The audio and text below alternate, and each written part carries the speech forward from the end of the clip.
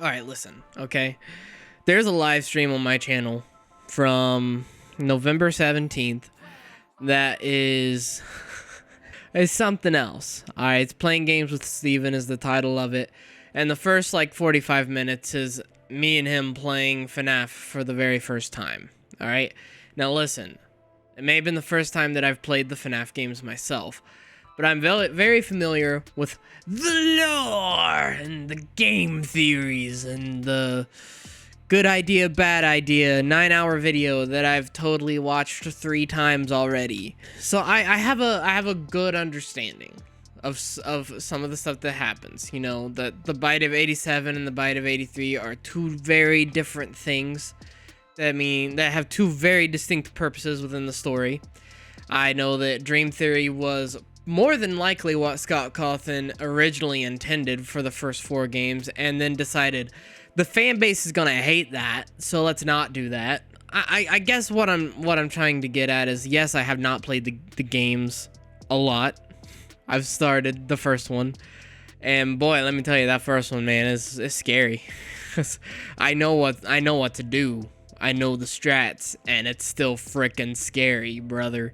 Props to Scott Cawthon, because, you know, it's almost 2014, and it still holds up as, like, a really creepy game. So that's cool. I have a very good understanding of the FNAF lore, even though I haven't played all of the games. Okay? Got it? Good. The FNAF movie.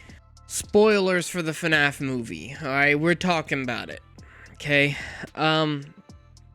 Listen. Okay? The FNAF movie feels like a blended everything. From books to games to whatever else. It's just blended down into this digestible movie. And it wasn't bad. It's not a bad movie, okay? We've had some real stinkers this year, that's for sure. Looking at you. Any Marvel movie? Do we want to talk about Secret Invasion? Maybe another day, when I actually watch it and care about the MCU again. But that's besides the point. Here's the thing, right? It is a good movie. But as a fan of the lore, it's like kind of confusing for me, you know? Like, is Mike Schmidt Henry Emily's son in this thing? Why is Vanessa here? Like, what the frick was that about? Vanessa being there, literally, like, as soon as she said that her name was Vanessa, I was like, oh, what the heck is going on? It's like, how is this gonna work? What the frick? And it didn't work for me. It felt weird. It felt weird to have Vanessa. William Afton is kind of weird in this movie. Things don't make sense. Why? The only explanation for him kidnapping Garrett, which is, and I already said spoilers, the only reason for him to kidnap Garrett is if Mike Schmidt is Henry Emily's son and the families in the movie are kind of flip-flopped. That's the only way it makes sense. Why was he in freaking Nebraska to kidnap this child? You know what I'm saying? There are some things in the movie that I think help in explaining some of the stuff of the games. For one, being that dreams are very important, and for another being that drawings can also apparently be very important. That whole ending was a little confusing to me as well, and kind of weird, because like William Afton, and again spoilers, William Afton can like control the animatronic, and like he can control the spirits within the suits, which, what? And then Abby draws a picture showing him as the murderer, and then it makes the spirits remember. I don't get it. I don't get that. There's also is it Ella? The Ella doll from the books or whatever. You know, that comes like later in the story and is this whole big thing. I don't think it's originally a Springlock suit. I think it has something to do with Charlie and the books, but I'm currently in the process of reading the books, so I don't know 100% about that, so don't quote me on that. Overall, right, the main thing, the main gripe with this is that it was not scary at all. The game is based on jump scares, and, you know, I went in expecting more than Balloon Boy. You know, there was one gruesome part, there were 3 Balloon Boy jump scares, and that's it. There's really nothing else besides those things. And it doesn't make it a bad movie, but the expectations for a horror game coming into a horror movie with a company that is known for horror movies in Blumhouse, kind of confusing a little bit. I'm not entirely sure why that happened.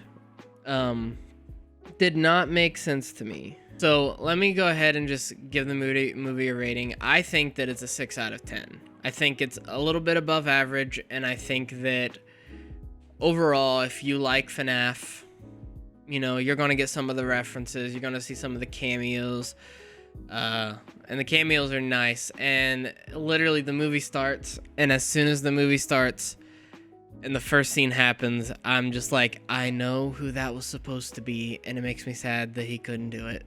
If you know, you know. You can look into that a little later. I guess comment down below.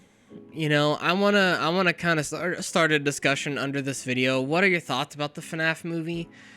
Were you as confused as I was? Because again, I understand the lore. The thing is, I understand that that they can't just like copy and paste the games. They have to actually have a narrative. Makes complete and total sense, right?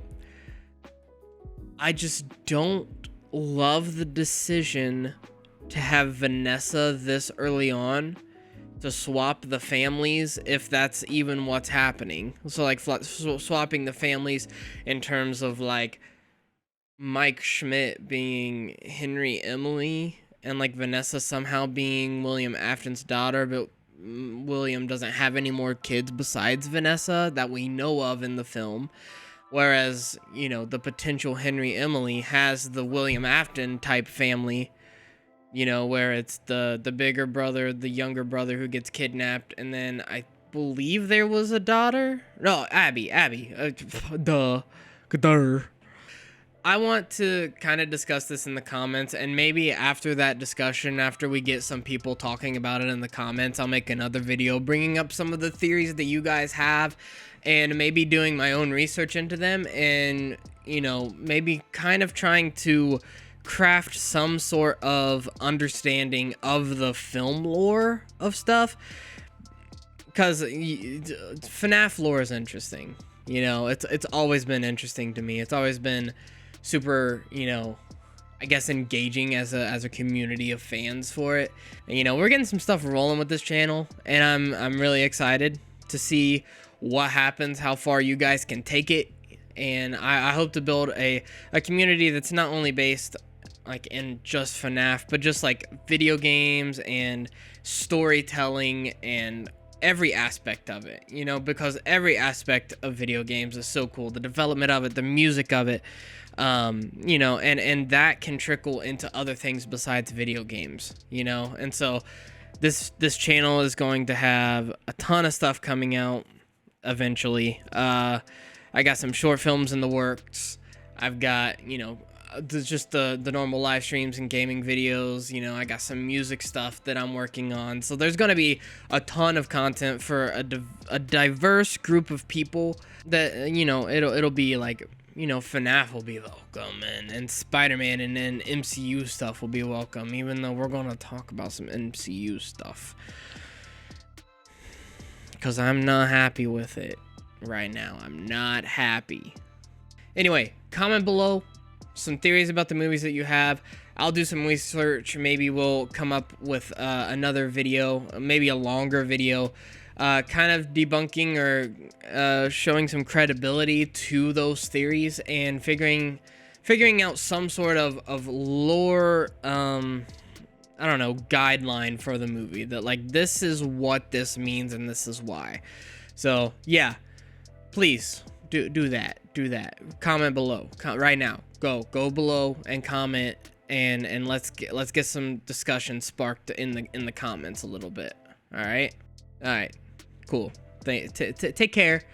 Take care. Have a good day, or evening, or morning, or whatever time that you're watching this. And I'll talk to you all in the next video. Thank you for watching.